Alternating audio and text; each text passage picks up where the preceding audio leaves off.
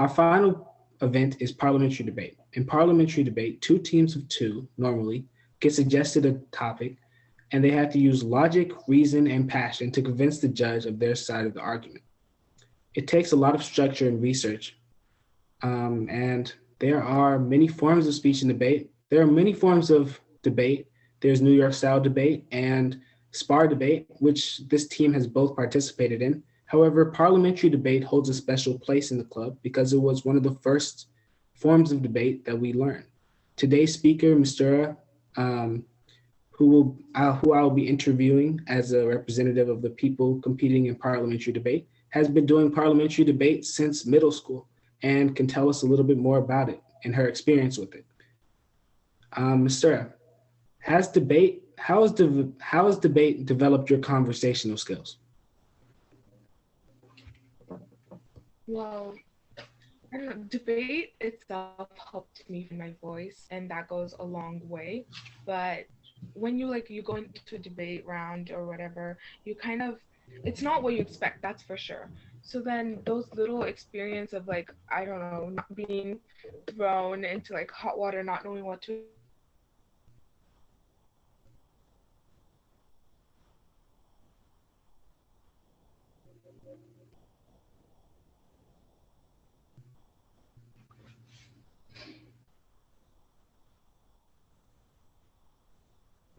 huge thing for me.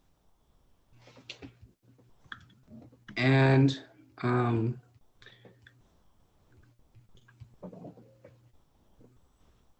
what did you learn from the debates that you participated in? How to listen.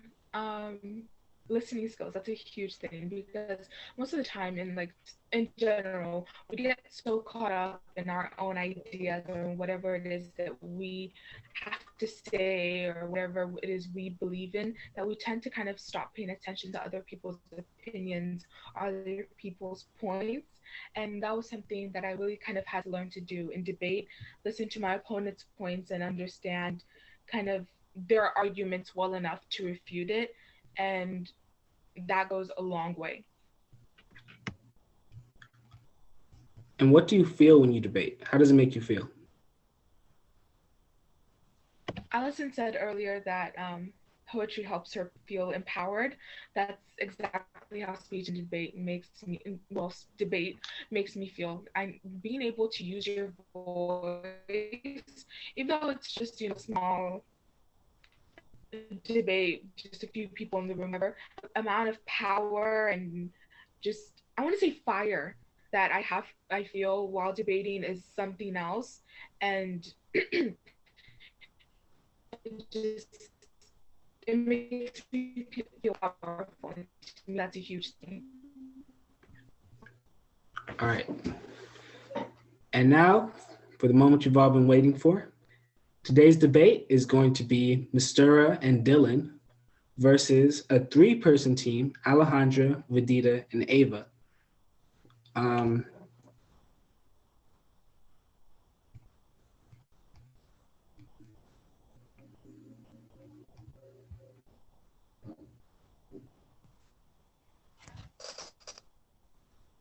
Okay.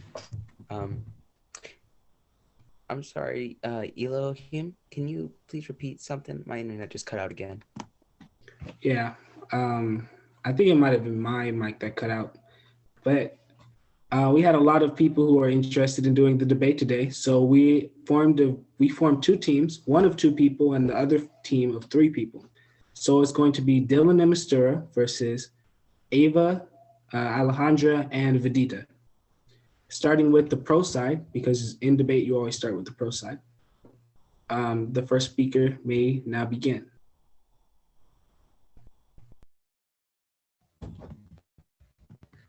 Shit. Okay. Hi, my name is Dylan Reyes, and we are the pro side, and me and Mistura, are on the pro side of this debate. And we believe that the US should invest more money into adapting to climate change than trying to prevent it. Before we get started, I would just like to say our standard in this debate is economic stabilization in America. What we mean by this is that in the coming years, climate change will affect our economy greatly, and our side is trying to keep our economy stable in these turbulent times.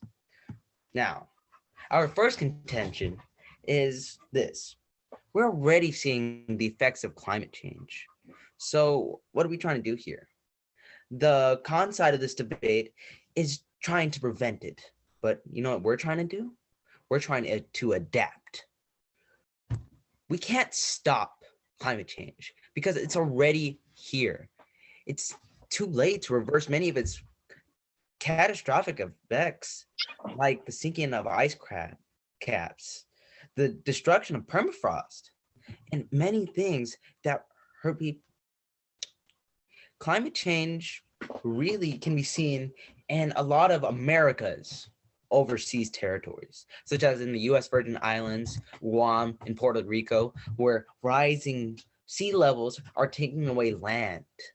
And in Alaska, our biggest state, one of our best things for mining and fishing and all that, is having their polar ice caps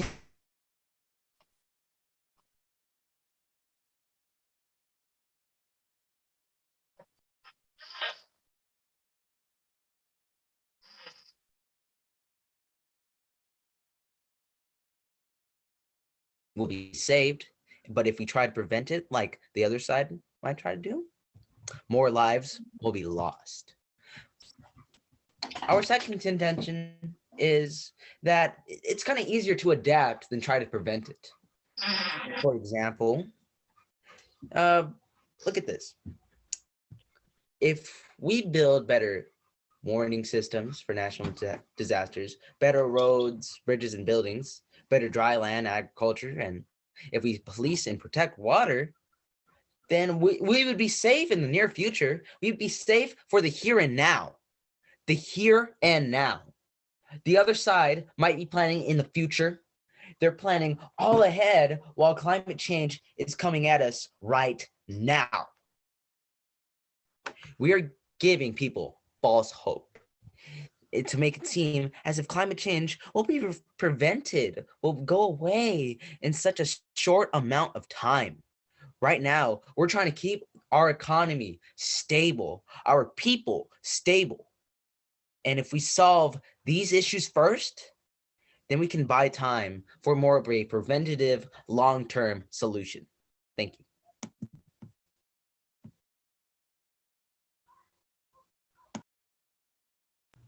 And now the first speaker on the con side may begin.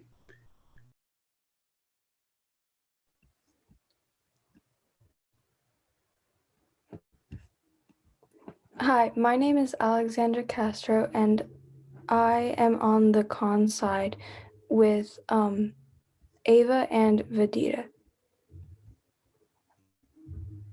As the opposition side, we are arguing that the U.S. should not invest more money into adapting to climate change, and instead put their money into trying to prevent it. This is because adaptation will not solve the issue. It has contributed to mass casualties and destruction around the world. And if we do not take action, we would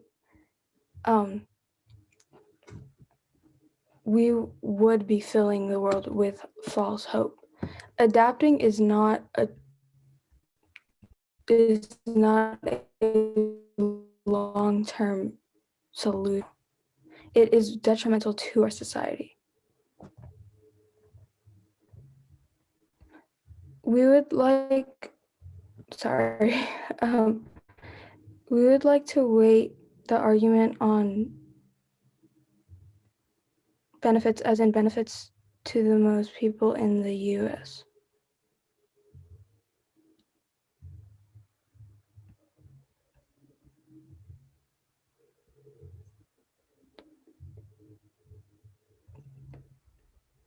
Adaptation will not solve the issue.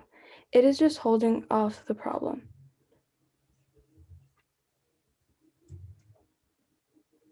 An example is China's industry impact. Adapting to this, they have to buy air. This should not be a solution. During the pandemic, we saw levels of CO2 lower, lower, become lower than it used to be. This proves that we are capable of change. We saw a lot of these examples when everything stopped during the pandemic. If we do not change, our world will disappear. On to our next topic. Contributing to mass casualties and destruction around the world. Fires in California. Many homes have been destroyed and deaths have been made so casual. Personal experience. A nearby trail caught on fire and almost damaged our school. Texas was also freezing over and in February, and no one did anything about it. It wasn't even said by the media, and it was made to seem so small. Many people suffered and had to use pool water and toilet water. Smoky sights have been made so casual, and they aren't even seen as big issues anymore. We see smoky skies so often in California, like it's not like it's a completely normal thing. Lung cancer has also been, many people with lung cancer have also been affected by this issue, and other people with breathing issues. And I would believe that people who didn't have breathing issues have gotten them due to all of these issues with smoky skies and horrible air. Sea levels are also rising, and what would a band-aid to the world do? Like, it's not going to stop it in the long run. That is just a temporary stop.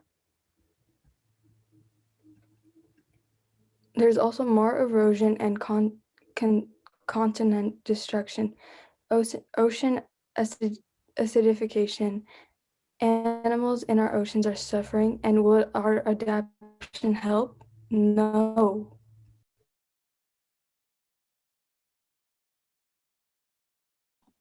Nice job, Alexandra.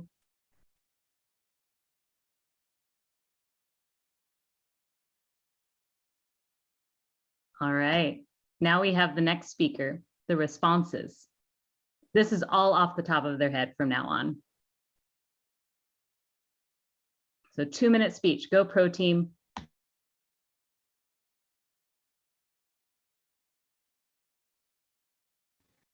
Hello, I am Mistura, and I'm the second speaker for the affirmative side of this debate. Affirming the point that the U.S. should invest more money into adapting to climate change rather than changing it. And my time starts now. Our first contention again is that we're already seeing the effects of climate change right now. As our opponent stated in their second contention with a bunch of examples of climate change, if you really pay attention to their second contention, you can see that they're kind of supporting our claim that the effects of climate change are already here. So instead of giving people false hope and making them believe that in a few years from now, if we're actually doing things now, we can actually, get rid of climate change, there wouldn't be an issue anymore. But if we start solving things now, if we start working towards change right now, if we start tackling these issues as they're prominent, as they're being more detrimental to our planet each and every day, then we can kind of work towards a long-term solution if we start acting now instead of waiting for the time that scientists have given us to kind of reverse things. If we start acting now, we have a chance at saving our planet in the long run.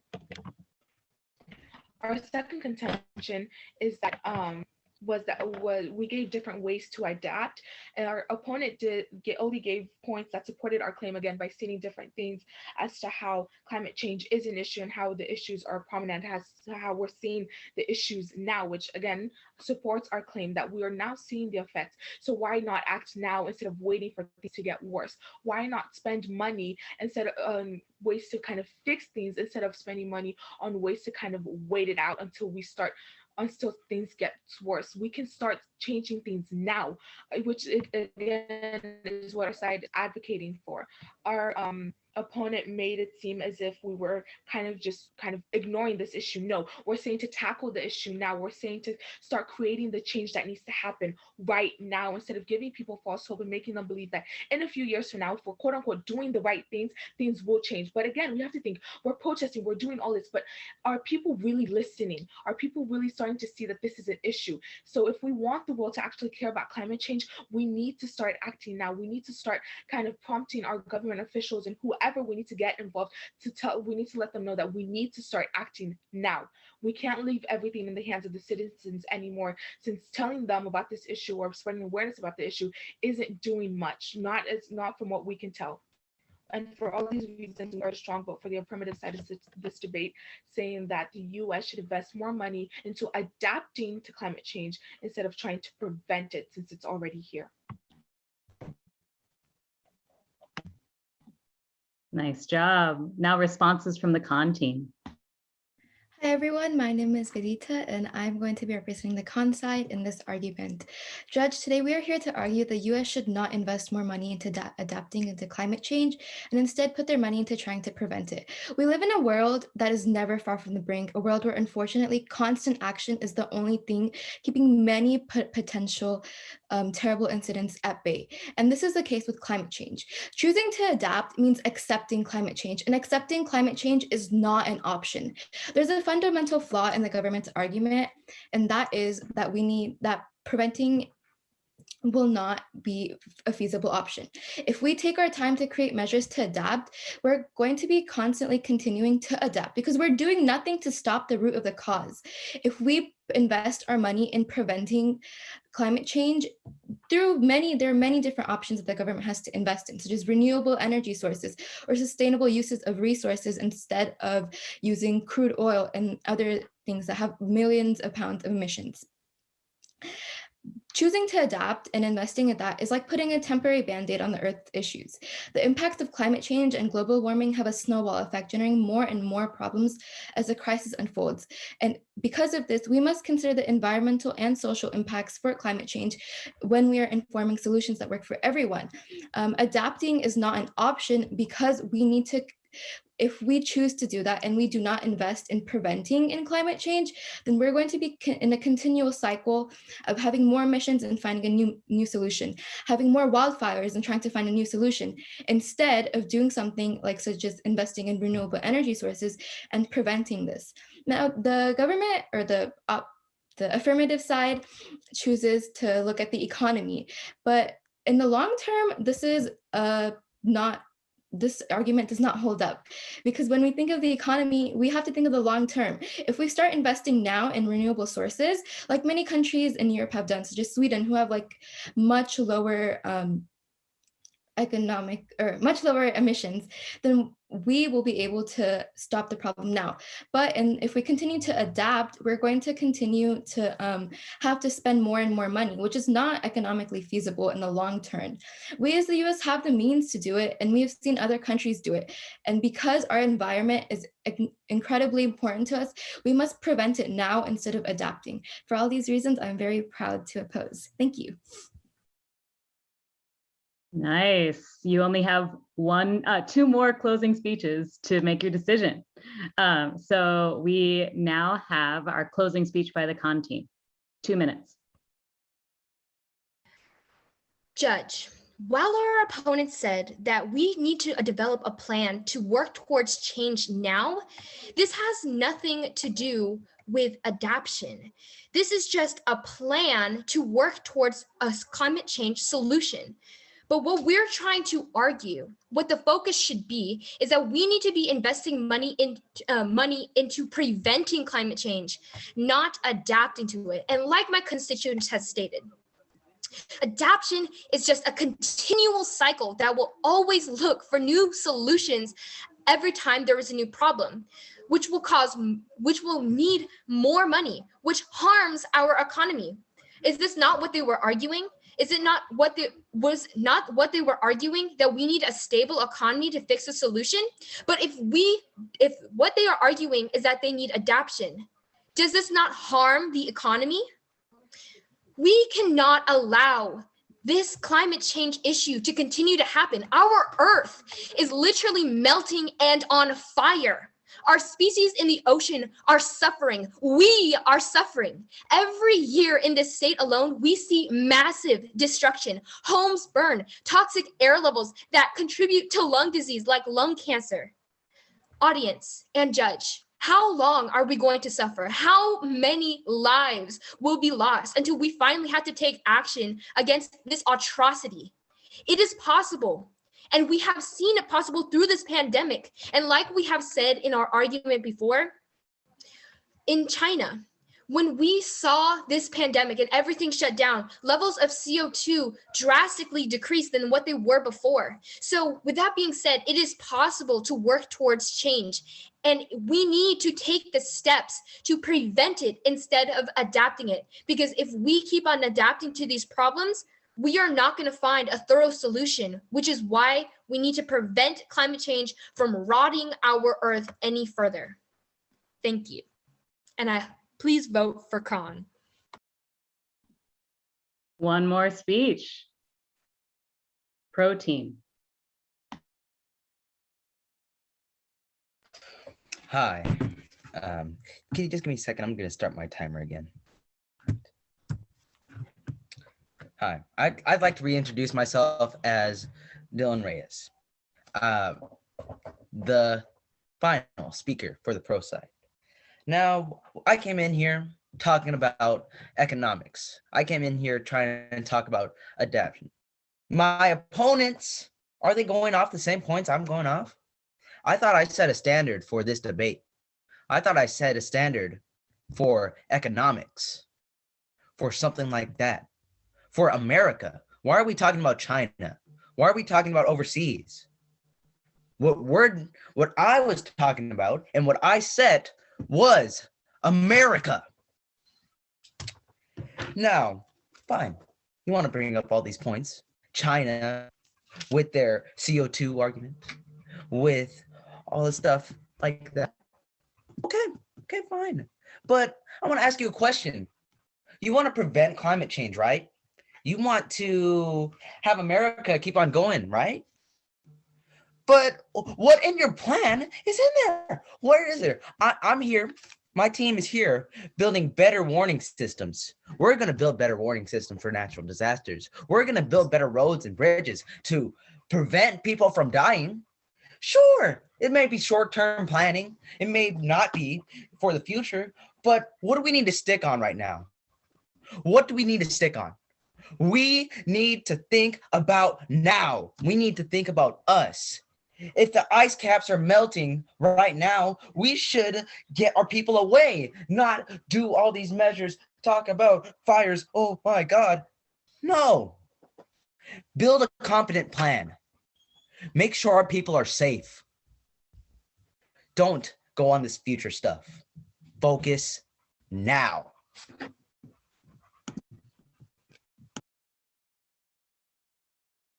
Yeah, big round of applause for all of our debaters. Excellent job, everyone.